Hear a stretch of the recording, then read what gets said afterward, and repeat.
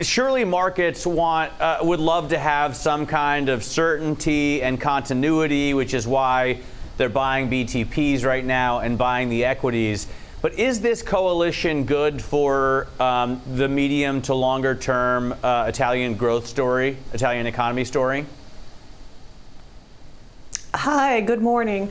No, we think this agreement is largely giving you the perception that this is good news, in the sense that you will probably see a bit of a smoother relationship with the EU and avoids the anxiety around elections. But in reality, the problem is that the coalition between PD and M5 is unlikely to show sufficient ambition in driving the growth strategy and the fiscal strategy. So the fact that the economy is stuck in stagnation, certainly for this year and next year, and has potential growth that it's practically nil. So even with exceptionally low borrowing costs, the public debt sustainability is at risk at the medium term. So with a 3 to 5 year horizon, you still need to consider the eventuality that Italy will lose investment grade. How likely is that, Raffaella, and how significant would that be for Italy?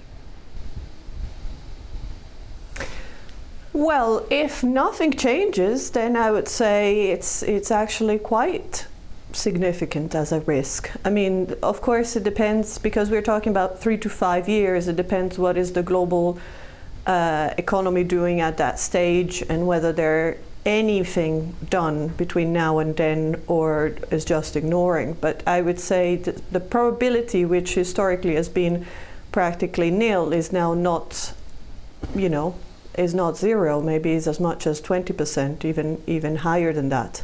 So it's a matter of urgency to make sure that fiscal policy is sufficiently ambitious to make sure that what are the current competitive advantages of Italy, which is cheaper labor cost and extremely cheap housing cost, for example, and still some areas of excellence in public sector and industrial sector, are actually valued right now and expanded. Whereas if nothing changes, the economy will continue to bleed human resources and industrial capacity. So losing investment grade actually is the biggest financial risk that Italy is talking about in the long term. In the near term, actually, to be frank, I don't think it matters to our judgment who will lead Italy in the next 3 months.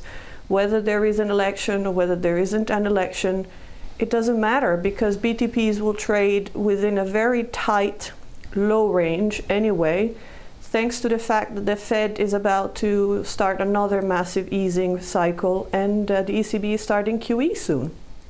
So this is the key anchor for the market.